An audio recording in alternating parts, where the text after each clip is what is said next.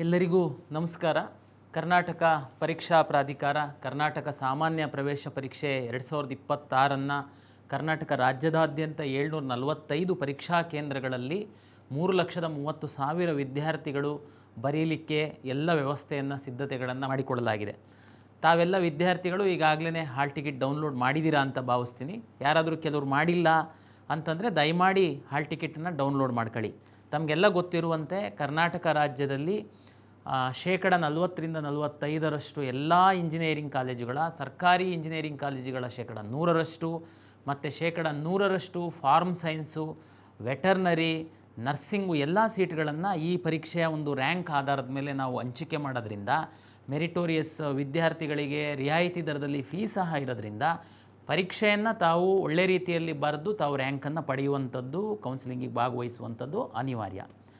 ಕೆಲವು ವಿದ್ಯಾರ್ಥಿಗಳು ಒಂದೆರಡು ಸಬ್ಜೆಕ್ಟಲ್ಲಿ ಏನಾದ್ರೂ ಫೇಲ್ ಆಗಿತ್ತು ಅಂತಂದರೆ ನಾನು ಯಾಕೆ CET ಬರೀಬೇಕು, ನಾನು ಹೆಂಗಿದ್ರೂ ಫೇಲ್ ಆಗಿದ್ದೀನ ಅಂತ ತಾವು ಭಾವಿಸಿರ್ಬೋದು. ತಾವೇನು ಚಿಂತೆ ಮಾಡೋ ಅಗತ್ಯ ಇಲ್ಲ. ತಮಗೆಲ್ಲ ಗೊತ್ತಿರುವಂತೆ ಎರಡನೇ ಪರೀಕ್ಷೆಯನ್ನು ಅವರು ನಡೆಸಲಿಕ್ಕೆ ಎಲ್ಲ ವ್ಯವಸ್ಥೆಯನ್ನು ಮಾಡಿಕೊಂಡಿದ್ದಾರೆ. ಆ ಎರಡನೇ PUCಯ ಎರಡನೇ ಪರೀಕ್ಷೆಯ ಫಲಿತಾಂಶವನ್ನೂ ಸಹ ನಾವು ಆಧರಿಸಿ CET ರ್ಯಾಂಕನ್ನು ನಾವು ಕೊಡೋದ್ರಿಂದ ತಮಗೆ ಇನ್ನೂ ಅವಕಾಶ ಇದೆ. ಹಾಗಾಗಿ ತಾವು CETನ ಬರೀಬೇಕು ಅಂತನ್ನುವಂಥದ್ದು ನನ್ನ ಒಂದು ವಿನಂತಿ. ಹಾಲ್ ಟಿಕೆಟ್ ಜೊತೆ ಒಂದಷ್ಟು ಇನ್ಸ್ಟ್ರಕ್ಷನ್ಗಳನ್ನು ವಿದ್ಯಾರ್ಥಿಗಳಿಗೆ ಕೊಟ್ಟಿದ್ದೀವಿ. ದಯಮಾಡಿ ಆ ಇನ್ಸ್ಟ್ರಕ್ಷನ್ಸ್ಗಳೇನಿದೆ, ಸೂಚನೆಗಳೇನಿದೆ ಪ್ರಾಧಿಕಾರ ಕೊಟ್ಟಿರುವಂಥದ್ದು ತಾವು ದಯಮಾಡಿ ಸ್ಟಡಿ ಮಾಡಿ ಒಂದು 10 ನಿಮಿಷ ತಾವು ಅದನ್ನು ಗಮನವಿಟ್ಟು ಓದಿದರೆ ನಿಮ್ಮ ಪರೀಕ್ಷೆ ಭಾಳ ಸುಗಮವಾಗಿ ಆಗುತ್ತೆ ಅಂತನ್ನುವಂಥದ್ದು. ತಾವೆಲ್ಲರೂ ಹಾಲ್ ಟಿಕೆಟ್ ಡೌನ್ಲೋಡ್ ಮಾಡ್ಕೊಂಡಿರೋರಿಗೆ ತಮಗೆ ಗೊತ್ತಿದೆ. ತಾವು ಹಾಲ್ ಟಿಕೆಟ್ ಡೌನ್ಲೋಡ್ ಮಾಡುವಾಗ ಒಂದು ಡ್ರಾಫ್ಟ್ ಪ್ರಾಕ್ಟೀಸ್ OMR ನಾವು ಕೊಟ್ಟಿದ್ದೀವಿ. ವಿದ್ಯಾರ್ಥಿಗಳೇ ದಯಮಾಡಿ ಅರ್ಥ ಮಾಡ್ಕೊಳ್ಳಿ. ತಾವು ಕೆಲವರು ಖಾಸಗಿ ಕಾಲೇಜವರು OMR ಪ್ರಾಕ್ಟೀಸ್ ಮಾಡಿರ್ಬೋದು, ಕೆಲವು ಸರ್ಕಾರಿ ಕಾಲೇಜಲ್ಲೂ ಮಾಡಿರ್ಬೋದು. ಆದರೆ ಕೆಲವು ವಿದ್ಯಾರ್ಥಿಗಳು OMR ಈ ಸರ್ಕಲ್ಗಳನ್ನ ಬಬಲ್ ಮಾಡುವಂಥದ್ದನ್ನು ಅಭ್ಯಾಸ ಮಾಡಿರಲ್ಲ. ತಾವು ದಯಮಾಡಿ ಒಂದು ಅರ್ಧ ಗಂಟೆ ಕುಳಿತುಕೊಂಡು ಈ OMR ತಿದ್ದುವಂಥ ಕೆಲಸವನ್ನು ಮಾಡಿ. ನಿಮಗೆ ಸ್ವಲ್ಪ ಕಾನ್ಫಿಡೆನ್ಸ್ ಬರುತ್ತೆ. ಮೊದಲ ದಿನ ಮೊದಲ ಪತ್ರಿಕೆಯಲ್ಲಿ ನಿಮಗೆ ಗೊಂದಲ ಆಗುವಂಥದ್ದು ತಪ್ಪುತ್ತೆ. ದಯಮಾಡಿ ಅದನ್ನು ಮಾಡಿ. ಮತ್ತು ಆ ಪ್ರಾಕ್ಟೀಸ್ OMR ತಾವು ಪರೀಕ್ಷಾ ಕೇಂದ್ರಕ್ಕೆ ತೆಗೆದುಕೊಂಡೋಗ ಅಗತ್ಯ ಇಲ್ಲ. ಹಾಲ್ ಟಿಕೆಟನ್ನು ತೆಗೆದುಕೊಂಡೋದ್ರೆ ಸಾಕು. ಪ್ರಾಕ್ಟೀಸ್ OMR ಪ್ರಾಕ್ಟೀಸ್ ಮಾಡಿ ತಾವು ಅದನ್ನು ಹರಿದು ಹಾಕುವಂಥದ್ದು ಒಳ್ಳೆಯದು. ಡ್ರೆಸ್ ಕೋಡಿಗೆ ಸಂಬಂಧಪಟ್ಟಂತೆ ಸಾಕಷ್ಟು ಮೀಡಿಯಾದಲ್ಲಿ, ಸೋಷಿಯಲ್ ಮೀಡಿಯಾದಲ್ಲಿ, ವಾಟ್ಸಪ್ಪಲ್ಲಿ ಎಲ್ಲ ಬೇರೆ ಬೇರೆ ಥರ ಗೊಂದಲ. ಏನು ತಾವು ತುಂಬ ಟೆನ್ಷನ್ ಡ್ರೆಸ್ ಕೋಡಿಗೋಸ್ಕರ ಮಾಡ್ಕೊಳ್ಳುವಂಥ ಅಗತ್ಯ ಇಲ್ಲ. ತಾವೇ ಅರ್ಥ ಮಾಡ್ಕೊಳ್ಳಿ. ಪಾರದರ್ಶಕವಾಗಿ ಪರೀಕ್ಷೆ ನಡೆಸಲಿಕ್ಕೆ ನಾವು ಕೆಲವೊಂದು ಡ್ರೆಸ್ ಕೋಡ್ಗಳನ್ನು, ಅಂದರೆ ಫುಲ್ ದೋಳಿರುವಂಥ ಶರ್ಟು ಬೇಡ, ಇಡೀ ಮೈ ಕವರ್ ಆಗುವಂಥದ್ದು, ಕಿವಿ ಎಲ್ಲ ಮುಚ್ಕೊಂಡು ತಾವು ಪರೀಕ್ಷೆಗೆ ಬರುವಂಥದ್ದು ಬೇಡ, ಲೆದರ್ ಶೂ, ತುಂಬ ದೊಡ್ಡದಾಗಿ ಶೂ ಹಾಕುವಂಥ, ಅಂದರೆ ತಾವು ಹೇಳಿ, ಅಂದರೆ ಎಲ್ಲೆಲ್ಲಿ ಏನಾದ್ರೂ ಮಾಲ್ ಪ್ರಾಕ್ಟೀಸ್ ಮಾಡಲಿಕ್ಕೆ ಸಾಧ್ಯ ಆಗ್ಬೋದು, ಚೀಟಿ ಮತ್ತೇನಾದರೂ ಎಲೆಕ್ಟ್ರಾನಿಕ್ ಡಿವೈಸಸ್ ಏನಾದರೂ ಇಟ್ಕೊಂಡು ಹೋಗ್ಬೋದಾ ಅನ್ನುವಂಥದ್ದಕ್ಕೆ ಡ್ರೆಸ್ ಕೋಡ್ ಅಷ್ಟೇ. ಅದಕ್ಕೋಸ್ಕರ ನೀವು ತುಂಬ ಟೆನ್ಷನ್ ಮಾಡ್ಕೊಂಡು ಡ್ರೆಸ್ ಕೋಡಿಗೋಸ್ಕರ ನೀವು ಪರೀಕ್ಷೆನ ಗೊಂದಲದಲ್ಲಿ ಬರೆಯುವಂಥ ಅಗತ್ಯ ಇಲ್ಲ. ತಾವು ಸಿಂಪಲ್ಲಾಗಿ ಸಾದಾ ಸೇದುವಾಗಿ ತಾವು ಹೋಗಿ ಪರೀಕ್ಷೆ ಧೈರ್ಯವಾಗಿ ಬರೀರಿ. ಏನು ಡ್ರೆಸ್ ಹಾಕ್ಕೊಂಡು ಹೋಗ್ಬೋದು, ಏನು ಹಾಕ್ಕೊಂಡು ಹೋಗಬಾರ್ದು ಅನ್ನುವಂಥದ್ದು ನಾನು ತಮಗೆ ವಾಟ್ಸಪ್ಪಲ್ಲಿ ಕಳಿಸಿದ್ದೀನಿ. ಒಮ್ಮೆ ತಾವು ನೋಡ್ಕೊಳ್ಳಿ. ತುಂಬ ಕಠಿಣವಾಗಿರುವಂಥದ್ದೇನಲ್ಲ. ದಯಮಾಡಿ ಪಾರದರ್ಶಕವಾಗಿ ಪರೀಕ್ಷೆಯನ್ನು ನಡೆಸಲಿಕ್ಕೆ ಈ ಡ್ರೆಸ್ ಕೋಡನ್ನು ಪಾಲನೆ ಮಾಡುವಂಥದ್ದಕ್ಕೆ ಸಹಕರಿಸಿ ಅಂತ ಎಲ್ಲ ವಿದ್ಯಾರ್ಥಿಗಳಿಗೆ ಹಾಗೂ ಪೋಷಕರಿಗೆ ನಾನು ವಿನಂತಿಯನ್ನು ಮಾಡಿಕೊಳ್ತೀನಿ. ಜೊತೆಗೆ ಪರೀಕ್ಷಾ ಕೇಂದ್ರದಲ್ಲಿ ತಾವು ಹಾಲ್ ಟಿಕೆಟ್ ಜೊತೆಯಲ್ಲಿ ಏನು ಫೋಟೋ ಇದೆ ಅಲ್ಲೊಂದು QR ಕೋಡ್ ಸಹ ಇದೆ. ಆ QR ಕೋಡನ್ನು ನಮ್ಮ ವಾಲಂಟಿಯರ್ಸು ತಾವು ಪರೀಕ್ಷಾ ಕೇಂದ್ರಕ್ಕೆ ಬಂದಾಗ ಸ್ಕ್ಯಾನ್ ಮಾಡ್ತಾರೆ. ಸ್ಕ್ಯಾನ್ ಮಾಡಿದಾಗ ತಾವು ಪರೀಕ್ಷೆಗೆ ಅರ್ಜಿ ಹಾಕುವಂಥ ಸಂದರ್ಭದಲ್ಲಿ ಅಪ್ಲೋಡ್ ಮಾಡಿರುವಂತಹ ಫೋಟೋ ಅವರ ವಾಲಂಟಿಯರ್ಸ್ ಮೊಬೈಲಲ್ಲಿ ಬರುತ್ತೆ. ನೀವು ಯಾರು ಬಂದಿದ್ದೀರಾ ನಿಮ್ಮದು ಲೈವ್ ಫೋಟೋನ ಕ್ಯಾಪ್ಚರ್ ಮಾಡ್ತಾರೆ. ಎರಡೂ ಹೊಂದಾಣಿಕೆ ಆದಮೇಲೆ ಒಳಗಡೆ ನಿಮ್ಮನ್ನು ಬಿಡ್ತಾರೆ. 100% ಪರೀಕ್ಷೆ ಯಾರು ಅರ್ಜಿ ಹಾಕಿದರೆ ಅದೇ ವಿದ್ಯಾರ್ಥಿಗಳು ಬಂದು ಪರೀಕ್ಷೆಯನ್ನು ಬರೀಬೇಕು. ಯಾವುದೇ ರೀತಿ ಬದಲಿ ಅಭ್ಯರ್ಥಿಗಳು ಬರಬಾರ್ದು ಅನ್ನುವಂಥ ಒಂದು ಕಠಿಣ ನಿರ್ಧಾರಕ್ಕೋಸ್ಕರ ನಾವು ವ್ಯವಸ್ಥೆ ಮಾಡಿದ್ವಿ. ಅದಕ್ಕೆ ನೀವು ಕೊನೆಯ ಮೂಮೆಂಟಲ್ಲಿ ಪರೀಕ್ಷಾ ಕೇಂದ್ರಕ್ಕೆ ಬಂದು ಇದು ತುಂಬ ಗೊಂದಲ ಆಗೋದಕ್ಕಿಂತ ಸ್ವಲ್ಪ ಬೇಗ ಪರೀಕ್ಷಾ ಕೇಂದ್ರಕ್ಕೆ ಬನ್ನಿ. ಮತ್ತು ಹಾಲ್ ಟಿಕೆಟಲ್ಲಿ ಪರೀಕ್ಷಾ ಕೇಂದ್ರದ ವಿಳಾಸವನ್ನು ನೋಡ್ಕೊಳ್ಳಿ. ಕೆಲವೊಮ್ಮೆ ಏನಾಗುತ್ತೆ, ಸರ್ಕಾರಿ ಪದವಿ ಪೂರ್ವ ಕಾಲೇಜೇ ಹೆಸರಿರುತ್ತೆ, ಅದರಲ್ಲಿ ಮುಂದುಗಡೆ ಬ್ಲಾಕ್ ಬೇರೆ ಬೇರೆ ಇರುತ್ತೆ. ತಾವು ಅದನ್ನು ಸ್ವಲ್ಪ ನೋಡ್ಕೊಳ್ಳಿ. ಮೊದಲ ದಿವಸ ತಾವು ಖಂಡಿತ ಬೇಗ ಹೋಗಿ, ಆವಾಗ ನಿಮಗೆ ಟೆನ್ಷನ್ ಆಗುವಂಥ ತಪ್ಪುತ್ತೆ. ಅದು ಎಲ್ಲ ವಿದ್ಯಾರ್ಥಿ ಮತ್ತು ಪೋಷಕರಿಗೆ ನನ್ನ ಒಂದು ವಿನಂತಿ. ಫುಡ್ಡು, ವಾಟ್ರು ಬಾಟ್ಲಿ ಬೇರೆ ಯಾವುದು ನಾವು ಒಳಗಡೆ ತಗೊಂಡು ಬರಬೇಡಿ ಅಂತ ಹೇಳಿದ್ದೀವಿ. ಕುಡಿಯೋ ನೀರಿನ ವ್ಯವಸ್ಥೆಯನ್ನು ನಾವೇ ಪರೀಕ್ಷಾ ಕೇಂದ್ರದಲ್ಲಿ ವ್ಯವಸ್ಥೆ ಮಾಡಿದ್ದೀವಿ. ಮಕ್ಕಳಿಗೆ ಯಾರಾದರೂ ನೀರು ಬೇಕು ಅಂತಂದರೆ ಅವರು ನಿಮ್ಮ ಪರೀಕ್ಷೆ ಬರೆಯುವಂಥ ಸ್ಥಳಕ್ಕೆ ತೆಗೆದುಕೊಂಡು ಬರ್ತಾರೆ. ಹಾಗಾಗಿ ಎಕ್ಸ್ಟ್ರಾ ಲಗೇಜನ್ನು ತಗೊಂಡು ಒಳಗಡೆ ಹೋಗೋದಕ್ಕೆ ಹೋಗಬೇಡಿ. ಬೇರೆ ನಿಮ್ಮ ಬಿಲಾಂಗಿಂಗ್ಸು, ಯಾವುದಾದ್ರೂ ಕಾಸ್ಟ್ಲಿ ಬ್ಯಾಗು, ಮೊಬೈಲು ಅಂಥದ್ದೆಲ್ಲದನ್ನು ತರಲಿಕ್ಕೆ ಹೋಗಬೇಡಿ. ಯಾಕೆಂದರೆ ಅದಕ್ಕೋಸ್ಕರ ನಾವು ಯಾವುದೇ ಕ್ಲಾಕ್ ರೂಮ್ ವಿಶೇಷವಾಗಿ ಭದ್ರತೆಯನ್ನು ಒದಗಿಸ್ಲಿಕ್ಕೆ ಯಾವುದೇ ವ್ಯವಸ್ಥೆ ಮಾಡಿರಲ್ಲ. ಪೇರೆಂಟ್ಸ್ ಬಂದರೆ ದಯಮಾಡಿ ಹೊರಗಡೆ ಪೇರೆಂಟ್ಸ್ ಹತ್ರ ಕೊಟ್ಟು ಒಳಗಡೆ ಬಂದು ಪರೀಕ್ಷೆಯನ್ನು ಬರೀರಿ. ಮತ್ತೆ ನಾನು ಈ ವಿನಂತಿ ಮಾಡಿಕೊಳ್ಳುವಂಥದ್ದು, ನಾವು ಈ ಎಲ್ಲ ನಿರ್ಧಾರಗಳೇನಿದೆ, ಡ್ರೆಸ್ ಕೋಡ್ ಇರ್ಬೋದು, ಫೇಶಿಯಲ್ ಆಪ್ ಇರ್ಬೋದು, ಇದೆಲ್ಲದನ್ನು ವಿದ್ಯಾರ್ಥಿಗಳು ಯಾರು ಕಷ್ಟಪಟ್ಟು ಓದಿದ್ದಾರೆ ಅವರಿಗೆ ಒಂದು ಒಳ್ಳೆ ರೀತಿ ಪರೀಕ್ಷೆ ಆಗಬೇಕು ಅಂತ ಮಾಡಿರುವಂಥ ನಿಯಮನೇ ಹೊರತು ಯಾರಿಗೆ ಒಂದು ತೊಂದರೆ ಆಗಬೇಕು ಅಂತ ಮಾಡಿರುವಂಥದ್ದಲ್ಲ. ಹಾಗಾಗಿ ಎಲ್ಲ ಪೋಷಕರು ಮತ್ತು ವಿದ್ಯಾರ್ಥಿಗಳು ಇದನ್ನು ಅರ್ಥ ಮಾಡ್ಕೊಂಡು ನಮಗೆ ಸಹಕರಿಸ್ತೀರಾ ಅಂತ ನಾನು ಭಾವಿಸಿದ್ದೀನಿ. ಪರೀಕ್ಷೆ ಪಾರದರ್ಶಕವಾಗಿ ಆಗಲಿಕ್ಕೆ ತಮಗೆಲ್ಲ ಗೊತ್ತಿದೆ, CC ಕ್ಯಾಮ್ರಾಗಳು ಎಲ್ಲ ಕ್ಲಾಸ್ ರೂಮಲ್ಲಿ ನಾವು ಅಳವಡಿಸಿರ್ತೀವಿ. ಆಯ್ದ ಕೇಂದ್ರಗಳಲ್ಲಿ ಜಾಮರ್ಗಳನ್ನ ಸಹ ನಾವು ಅಳವಡಿಸಿರ್ತೀವಿ. ಪರೀಕ್ಷೆ ದಿವಸ ತಾವು ಮೊದಲು 4 ಪತ್ರಿಕೆಗಳು ಇರುತ್ತೆ. ಕೆಲವರು ಬಯಾಲಜಿನ ಬರಿದೇ ಇರ್ಬೋದು, ಇಂಜಿನಿಯರಿಂಗಿಗೋಸ್ಕರ PCM ಬರಿಬೋದು. ವಿದ್ಯಾರ್ಥಿಗಳಿಗೆ ನಾನು ಹೇಳುವಂಥದ್ದು, ಮೊದಲ ಪತ್ರಿಕೆ ನಾವು ಎಲ್ಲ ಸಿಲೆಬಸ್ಸನ್ನು ತಾವು ವೆಬ್ಸೈಟಲ್ಲಿ ಪಬ್ಲಿಷ್ ಮಾಡಿದ್ದೀವಿ. ಸಿಲೆಬಸ್ ಆಧಾರದ ಮೇಲೇ ನಿಮಗೆ ಪ್ರಶ್ನೆ ಪತ್ರಿಕೆ ಬಂದಿರುತ್ತೆ. ಆದ್ರೂ ವಿದ್ಯಾರ್ಥಿಗಳಿಗೆ ನಾನು ಒಂದು ತಿಳಿ ಹೇಳುವಂಥದ್ದು ಏನು ಅಂತಂದರೆ, ತಾವು ಗೊಂದಲಕ್ಕೊಳಗಾಗಬೇಡಿ. ಉದಾಹರಣೆಗೆ ಮೊದಲನೇ ದಿನ ಪತ್ರಿಕೆ ಸ್ವಲ್ಪ ಕಷ್ಟ ಇದ್ದಿರ್ಬೋದು, ನೀವೇನು ಚಿಂತೆ ಮಾಡೋದಕ್ಕೆ ಹೋಗಬೇಡಿ. ಇನ್ನೂ 3 ಪತ್ರಿಕೆ ಇರುತ್ತೆ. 2ನೇ ಪತ್ರಿಕೆ ಸಹ ಸ್ವಲ್ಪ ಕಷ್ಟ ಇದ್ದಿರ್ಬೋದು. ಆರಂಭದಲ್ಲಿ ಪರೀಕ್ಷೆ ಬರೆಯುವಾಗ ತಮಗೆ ಕಷ್ಟ ಆಗ್ಬೋದು. ಯಾವುದೋ ಒಂದು ಆರಂಭದ್ದು ನಾವು ಬೇರೆ ಬೇರೆ ಸೀರೀಸ್ ಮಾಡಿರೋದ್ರಿಂದ ಆರಂಭದ್ದು ಪ್ರಶ್ನೆಗಳೇ ನಿಮಗೆ ಕಷ್ಟ ಅನಿಸ್ಬೋದು. ಹಂಗಂತಿದ್ದಂಗೆ ನೀವು ಟೆನ್ಷನ್ನು ಗೊಂದಲ ಮಾಡ್ಕೊಂಡ್ರೆ ಉಳಿದ ಪ್ರಶ್ನೆಗಳೂ ನಿಮಗೆ ಗೊಂದಲ ಆಗುತ್ತೆ. ಯಾಕೆಂದರೆ ತಮಗೆಲ್ಲ ಗೊತ್ತಿದೆ, PUCಯ 50% ಮಾರ್ಕ್ಸು, CETಯ 50% ಮಾರ್ಕ್ಸನ್ನು ತಗೊಂಡು ನಾವು CET ರ್ಯಾಂಕ್ ಕೊಡುವಂಥದ್ದು. ಹಾಗಾಗಿ ನೀವು ಕಾನ್ಫಿಡೆಂಟಾಗಿ ಎಕ್ಸಾಮ್ ಬರೀರಿ.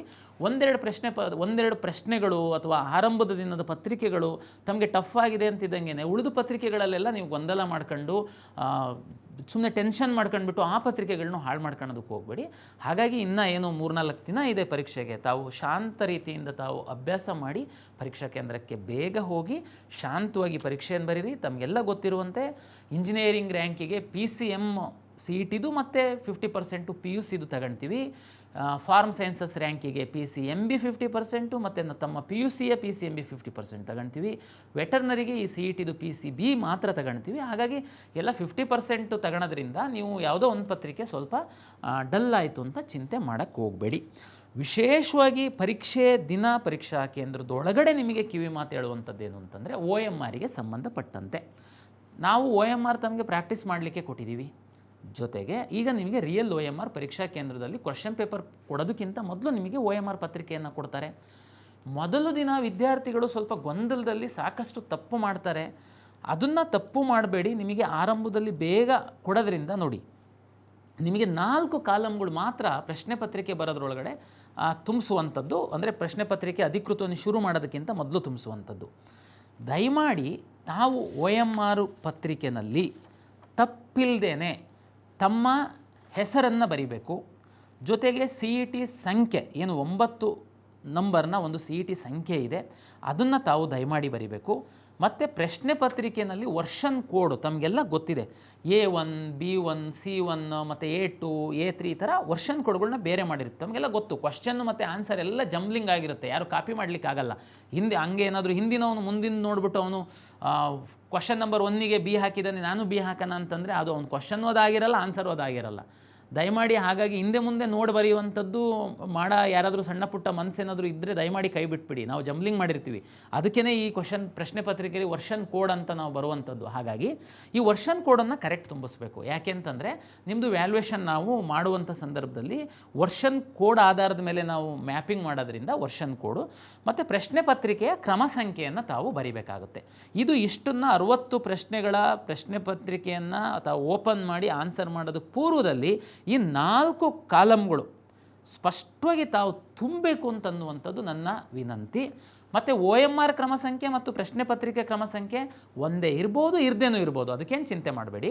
ಪ್ರಶ್ನೆ ಪತ್ರಿಕೆಯ ಕ್ರಮ ಸಂಖ್ಯೆ ಮತ್ತು ಈ ವರ್ಷನ್ ಕೋಡು ಮತ್ತು ತಮ್ಮ CET ನಂಬರ್ನ ತಾವು OMRಲ್ಲಿ ಸ್ಪಷ್ಟವಾಗಿ ತುಂಬುವಂಥದ್ದು ಬಹಳ ಮುಖ್ಯ. ಕೊನೆಗೆ ಲಾಸ್ಟಿಗೆ ಸಹಿ ಮಾಡುವಂಥದ್ದು ಬಹಳ ಮುಖ್ಯ. ತಾವು ದಯಮಾಡಿ ಇದನ್ನು ಮಾಡಬೇಕು, ತಪ್ಪಿಲ್ಲದೆ ಸಮಾಧಾನವಾಗಿ ಮಾಡಬೇಕು ಅಂತೇಳಿ ನನ್ನ ಒಂದು ವಿನಂತಿ. ಇದು ತಮಗೆಲ್ಲ ಗೊತ್ತಿದೆ. OMR ನಿಮಗೆ ಒಂದು ಕಾರ್ಬನ್ ಕಾಪಿ ನಾವು ಕೊಡ್ತೀವಿ. ಆದರೆ ನಿಮ್ಮ ಫ್ರೆಂಡ್ಸ್ದು ಆ ಪರೀಕ್ಷಾ ಕೇಂದ್ರದಲ್ಲಿ ಬೇರೆಯವ್ರದ್ದೆಲ್ಲ ಏನು ನಿಮಗೆ ಸಿಕ್ಕಿರಲ್ಲ. ನಾವು ಪಾರದರ್ಶಕತೆಯ ಭಾಗವಾಗಿ CET ಪರೀಕ್ಷೆಯಲ್ಲಿ ಸಹ 3,30,000 ವಿದ್ಯಾರ್ಥಿಗಳು ಏನು ಬರೀತಾ ಇದ್ದಾರೆ, 745 ಪರೀಕ್ಷಾ ಕೇಂದ್ರಗಳಲ್ಲಿ ರಾಜ್ಯಾದ್ಯಂತ ಬರೀತಾ ಇದ್ದಾರೆ. ಪ್ರತಿ ಪರೀಕ್ಷಾ ಕೇಂದ್ರವಾರು ಎಷ್ಟು ವಿದ್ಯಾರ್ಥಿಗಳು ಪರೀಕ್ಷೆಯನ್ನು ಬರೆದಿದ್ದಾರೆ ಅಷ್ಟು ವಿದ್ಯಾರ್ಥಿಗಳ OMRನ ನಾವು ಕರ್ನಾಟಕ ಪರೀಕ್ಷಾ ಪ್ರಾಧಿಕಾರದ ವೆಬ್ಸೈಟಲ್ಲಿ ಅಪ್ಲೋಡ್ ಮಾಡ್ತೀವಿ. ಹಾಗಾಗಿ ತಾವು ಪಾರದರ್ಶಕವಾಗಿ ಪರೀಕ್ಷೆ ನಡೆಯುವ ಭಾಗವಾಗಿ ಅಪ್ಲೋಡ್ ಮಾಡುವಂಥದ್ದು. ಮತ್ತು ತಮಗೆಲ್ಲ ಗೊತ್ತಿದೆ, ಕೆಲವರಿಗೆ ಒಂದು ಕಾನ್ಫಿಡೆನ್ಸ್ ಇರಲ್ಲ, ಈ ಕಾಂಪಿಟೇಟಿವ್ ಎಕ್ಸಾಮ್ಸಲ್ಲಿ ಏನಾಗುತ್ತೆ ನೆಗೆಟಿವ್ ವ್ಯಾಲ್ಯೂಯೇಷನ್ ಇರುತ್ತೆ. ಹಾಗಾಗಿ ಸ್ವಲ್ಪ ಡೌಟ್ ಇತ್ತು ಅಂತಂದರೆ ಅವ್ರು ಹಾಕ್ಲಿಕ್ಕೆ ಹೋಗಲ್ಲ, ಯಾಕೆಂದರೆ ನೆಗೆಟಿವ್ ವ್ಯಾಲ್ಯೂಯೇಷನ್ ಇರುತ್ತೆ ಅಂತ. CETನಲ್ಲಿ ತಮಗೆ ಗೊತ್ತಿದೆ ನೆಗೆಟಿವ್ ವ್ಯಾಲ್ಯೂಯೇಷನ್ ಇರಲ್ಲ. 60 ಕ್ವಶನ್ಸಿಗೆ ತಮಗೇನಾದರೂ ಡೌಟ್ ಇತ್ತು ಅಂತಂದ್ರೂ ತಾವು ನಾರ್ಮಲಿ ಹಾಕ್ತೀರಾ, ಬಟ್ ನೆಗೆಟಿವ್ ವ್ಯಾಲ್ಯೂಯೇಷನ್ ಇರಲ್ಲ ಅನ್ನುವಂಥದ್ದು ತಮಗೆ ನಾನು ತಿಳಿಸ್ಲಿಕ್ಕೆ ಇಚ್ಛೆಪಡ್ತೀನಿ. ಇದು 23 ಮತ್ತು 24ಕ್ಕೆ ಪರೀಕ್ಷೆ ಏನು ನಾವು ಕಂಡಕ್ಟ್ ಮಾಡ್ತಾಯಿದ್ದೀವಿ, ತಾವೆಲ್ಲರಿಗೂ ಶುಭವಾಗಲಿ, ಒಳ್ಳೆ ರೀತಿಯಲ್ಲಿ ತಾವು ಪರೀಕ್ಷೆಯನ್ನು ಬರೀರಿ ಅಂತನ್ನುವಂಥದ್ದು ನನ್ನ ಒಂದು ವಿನಂತಿ. ಜೊತೆಗೆ ನನಗೆ ಕೆಲವು ದೂರವಾಣಿ ಕರೆಗಳು ಬರ್ತಾಯಿದೆ, ಸರ್ ನಾವು ಅಗ್ರಿಕಲ್ಚರ್ ಪ್ರಾಕ್ಟಿಕಲ್ ಎಕ್ಸಾಮಿಗೆ ಅರ್ಜಿ ಹಾಕುವಾಗ ನಾನು ಹಾಕಿರಲಿಲ್ಲ, ಆ್ಯಕ್ಚುಲಿ ನಾನು ಅಗ್ರಿಕಲ್ಚರ್ ಇದ್ದೀನಿ, ನಮ್ಮ ತಂದೆದು ಜಮೀನಿದೆ, ಈಗ ಹಾಕಬೇಕು. ನೋಡಿ 23, 24ಕ್ಕೆ ಪರೀಕ್ಷೆ ಇದೆ. ದಯಮಾಡಿ ನೀವು ಈಗ ಅರ್ಜಿನಲ್ಲಿ ನಾನು ಅದು ಹಾಕಿಲ್ಲ ಇದು ಹಾಕಿಲ್ಲ ಅಂತ ಟೆನ್ಷನ್ ಮಾಡ್ಕೊಂಡು ಹೋದರೆ ಪರೀಕ್ಷೆ ಮೇಲೆ ಪರಿಣಾಮ ಬೀಳುತ್ತೆ. ಪೋಷಕರು ವಿದ್ಯಾರ್ಥಿಗಳಿಗೆ ನನ್ನ ವಿನಂತಿ, ತಾವು ದಯಮಾಡಿ ಯಾವುದು ಹಾಕಿಲ್ಲ ಹಾಕಿದ್ದೀವಿ ಚಿಂತೆ ಮಾಡೋದಕ್ಕೆ ಹೋಗಬೇಡಿ. 23, 24ರದ ಆಲ್ ಟಿಕೆಟ್ ತಗೊಂಡು ಪರೀಕ್ಷೆಯನ್ನು ಬರೀರಿ. 24ನೇ ತಾರೀಕು ಸಂಜೆನೇ ನಾನು ಎಡಿಟ್ ಆಪ್ಷನನ್ನು ಬಿಡ್ತೀನಿ. ಒಂದು ವೇಳೆ ಯಾರಾದ್ರೂ ಏನಾದ್ರೂ ಕ್ಯಾಸ್ಟ್ ಸರ್ಟಿಫಿಕೇಟ್ ಹಾಕಿಲ್ಲ, ಅಗ್ರಿಕಲ್ಚರ್ ಪ್ರಾಕ್ಟಿಕಲ್ ಎಕ್ಸಾಮಿಗೆ ನಾನು ಹಾಕಿಲ್ಲ, ದಯಮಾಡಿ ಎಡಿಟ್ ಮಾಡುವಂತ್ರಿ, ಅವಕಾಶ ಕೊಡೋಣ. ನಮ್ಮ ಹುಡುಗರು ಏನೋ ಮಿಸ್ಟೇಕ್ ಮಾಡಿದ್ದಾರೆ ಅಂತಂದ್ರೆ ಅದನ್ನು ಸರಿಪಡಿಸುವಂಥದ್ದು ನಮ್ಮ ಜವಾಬ್ದಾರಿ ಇರುತ್ತೆ. ಅದಕ್ಕೋಸ್ಕರ ಪರೀಕ್ಷೆ ಹಾಳು ಮಾಡ್ಕೊಂಡ್ಬೇಡಿ. ದಯಮಾಡಿ 24ನೇ ತಾರೀಕು ಸಂಜೆನೇ ನಾನು ಎಡಿಟ್ ಆಪ್ಷನ್ ಕೊಡ್ತೀನಿ.